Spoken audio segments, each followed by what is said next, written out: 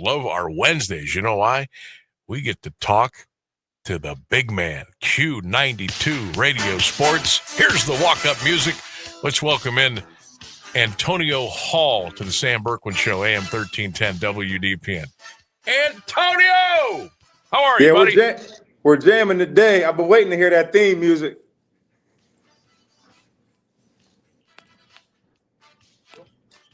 Can you hear me? There we got you. Gotcha. Holy smokes. Yeah. The most important thing, I wanted to make sure you heard your theme music. Yes, it sounds great. Okay, good. That's all about it. All right, thanks. We'll see you tomorrow. I got distracted by that. That was my bad. I was so excited for him to hear his awesome music that I set up. All excited. That I forgot to turn him up. Hit the button. See what you do over here, big fella. You get us all excited about music. I love it. All right, so here we go. It's week 3 already. Already. Some bullet points over today, and we were on the same page as far as what to kind of get into here a little bit and then kind of spread it around as we start to wrap things up. But first of all, the Fearless Falcons and the start that they've gotten off to in the way they play the game of football, the way AJ coaches and the way they score and they do things, how impressed, Antonio, are with you the way the Falcons have gotten out of the blocks this year? Man, the Fighting Starballs look great. You have a team last year who were full of sophomores and freshmen struggling, taking their lumps. Fast forward a year, they've developed, they've gotten stronger, they've gotten closer as a team, and it's showing on the football field. Outscoring their opponents 85-13 in the first 2 games. I got to see the first game against Sandy Valley. And just what they do with that offense, AJ does a great job game planning. He does a great job using motion, trying to create mismatches in the run game as well as the pass game, identifying coverages with his motion, and just how versatile they are on their attack. I love his offensive strategy. I love his game plan. Jack Kirby, their running back, is a dude. Cam Carl, you better not kick it to Cam Carl because it's going to the house. I see him return 2 in 1 game. So, I mean, they're doing great down there. Fearless, AJ, keep it up. Yeah, they are doing well, and they love football. It's a great atmosphere, and I think every time, Antonio, they go out and they get a win, that just amps it up a little bit more the following week, and then they really start getting down to business about week 5 or week 6, and who knows, they can make a nice little run this year, the Fearless Falcons. Also, we also agreed on this one. How about the Perry Panthers in the start that they are off to? Now, I looked at the schedule, and I said, okay, you played Division V Central Catholic. Crusaders lost their starting quarterback midway through, but Perry, I thought, came out of the blocks and really played well. Last week, They beat St. V 36-0. Obviously, the Irish are down this year, but this is a new thing for Perry. It's a new coaching staff. It's a new way of doing things. They are throwing the forward pass in 2025. So, hey, all is right with the world in the PTO, right? They've caught up with the times. Nothing against the wing tee at all. I've had to defend it many a times, and it sucks. But the fact that now they're very aggressive on offense. But it starts with the offensive line. It starts with the line. Perry's offensive line is averaging 265 pounds across the front, anchored by number 77, Preston Daisy, going to Toledo. These guys play with attitude. They open up lanes the size of I-77. They have a bunch of two-way dogs on their team. Really impressed with running back and linebacker Connor Shepard. I mean, this guy runs like Allstott. He hits like Romanowski. He loves playing for his teammates, full of energy, great guy. And they also have tremendous skill this year. And Perry has always had linemen. They've always had some tough running backs, but they lacked in the skill department. This year they have skill to go around, led by number 17, Nasir Foster. He's getting it done on offense, on defense, in the return game. He's one of the most electrifying athletes you're going to see in Stark County this year. You know, you mentioned Preston Daisy, and I don't know if you got a chance to watch Perry play basketball at all the last couple of years. He helped get them to the state Final Four this year in the state championship game, and he is nimble. He is quick. He can move side to side. He's a beast on that offensive line. He really is, Antonio. And I think the ceiling is really high for him, don't you? I do, for that very reason that you alluded to, Sam, his athleticism. Yeah, there's a lot of guys with size, there's a lot of strong guys, but he's a great a combination of size and athleticism, and he plays with that attitude you want to see out of those great offensive linemen coming from Perry. But we can't forget about their defense.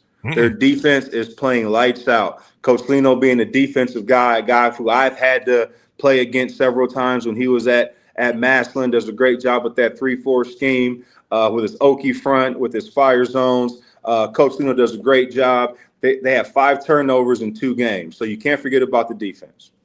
Antonio Hall is our guest. We are talking ball with Hall, Sam Bourquin Show, AM 1310 WDPN, and we're going to do it every Wednesday throughout the football season at 5:35. So make sure you're telling a friend and tell them to tune in and watch us here on the Sam Bourquin Show with Antonio Hall every Wednesday at 5:35. So we talked about Perry.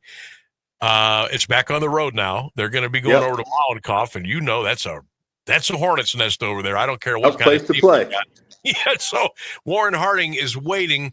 They're coming off a win against Buchtel where they weren't very good in the first half, but they finished strong and they beat Buchtel. They put 2 or 3 touchdowns on the board in the fourth quarter to get their record to 1-1 on the season. But what do you expect, Perry Warren on the road Friday night? I know Matty Rich is doing a great job building that Warren program. I actually got to talk to Coach Shepis today, and he might join me on the air during halftime of the game this Friday. But, you know, they just love what Coach Rich is doing over there. And you've seen them grow over the past year. They have tremendous size. They got some big boys up front. I think their special teams are going to make a difference in this game. If you watch the first game against McKinley, you know, their first 4 scores were field goals. They have tremendous return men. If you kick it to their return men, they're going to take it to the house. They're special back there. So I think that Warren could make a go for this game if they can capitalize on the advantage they have in special teams. I think it's going to be Perry's biggest challenge to date, obviously. I mean, the first game was 2 minutes away. The second game is at home. Now you're going an hour away, hostile environment against some big, strong kids just like yourself. So it's going to be a fun game to call. Yep, and you'll be on the call with Keller on the Q92 Radio Sports Network Friday night from Mollenkopf, the kickoff at 7 p.m. Want to pick your brain about the Bulldogs again this week, and specifically, I know that they lost, but St. Who the heck did they play? St. Augustine out of New York. Oh, my God, Antonio. 6'4", 6'5", 280, 290, 310 across the line. Those guys were mean and nasty. And I thought the Bulldogs battled and they hung in there. And I think they're going to be much better off, even though they lost that game, because the competition, I think they'll learn a lot.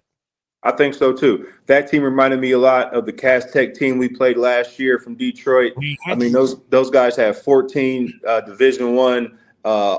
They had 14 guys with Division I offers, won the state championship, but we were battle tested coming out of that game. Same this year. They played with tremendous heart. Although they got down 24-0, they battled back, put 2 scores on the board. They boned up on defense late in the game. So I think they did a lot of growth, both individually and collectively as a team during this game. And you're right, it's going to pay off moving to weeks 3, 4, and 5.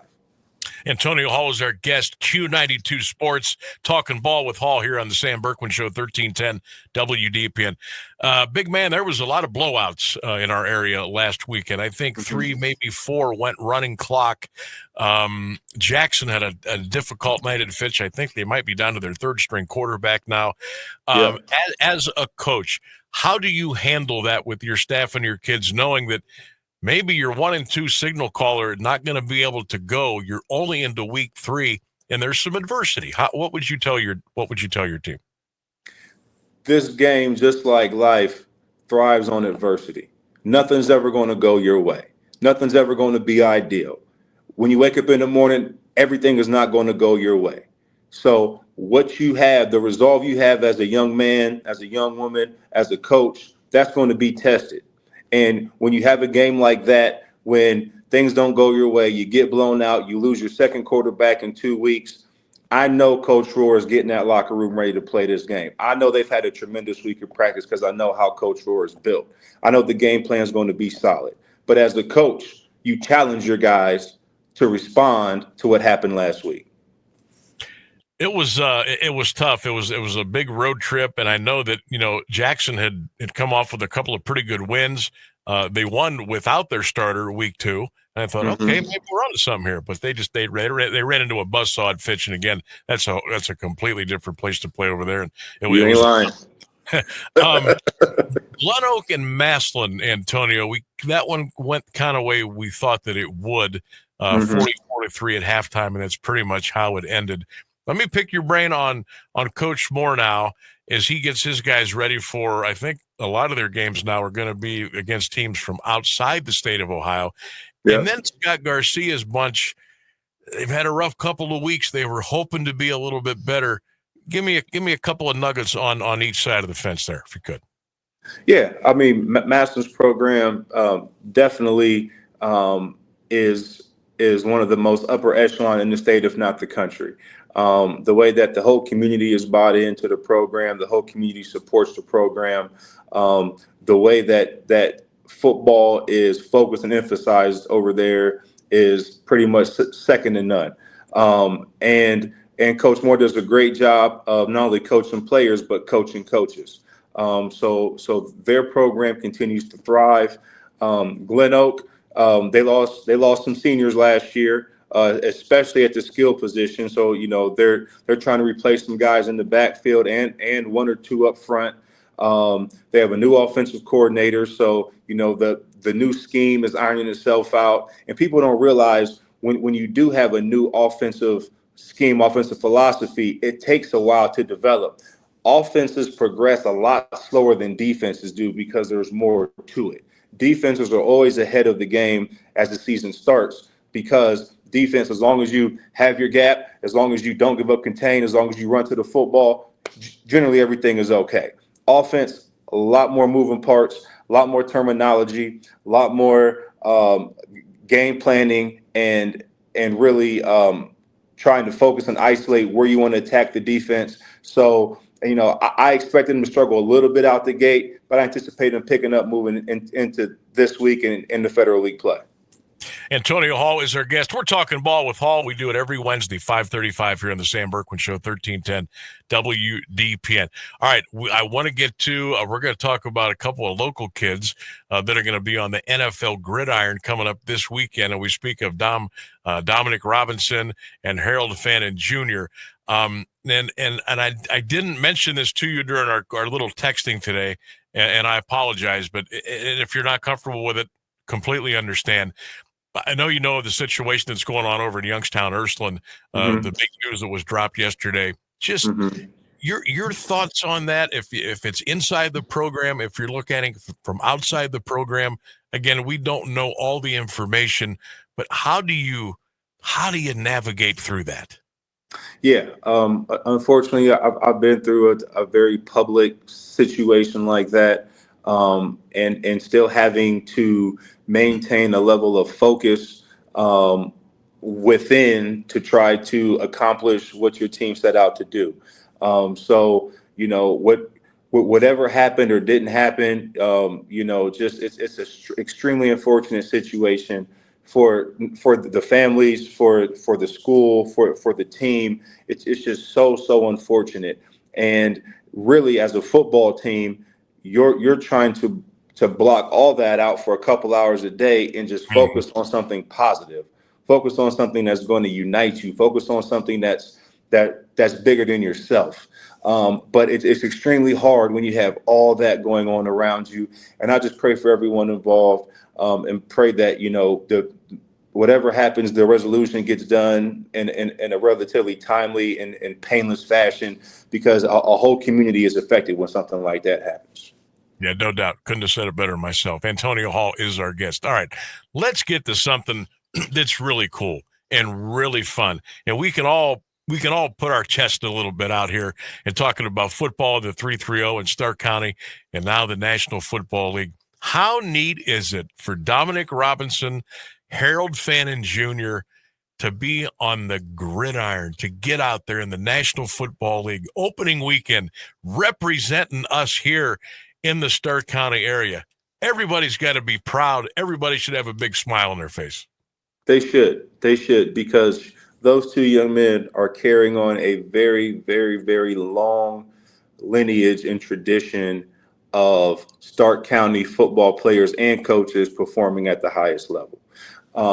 I know that they take great pride from being from this community. They take great pride in representing this community, and they take great pride in the professionals that they are.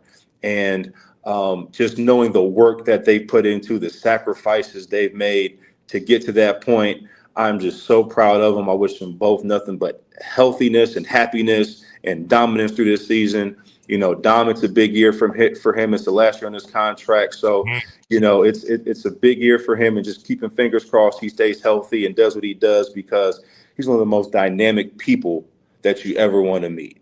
I mean, his dad and mom did a phenomenal job raising him and his brothers. Just one of the great families in Stark County.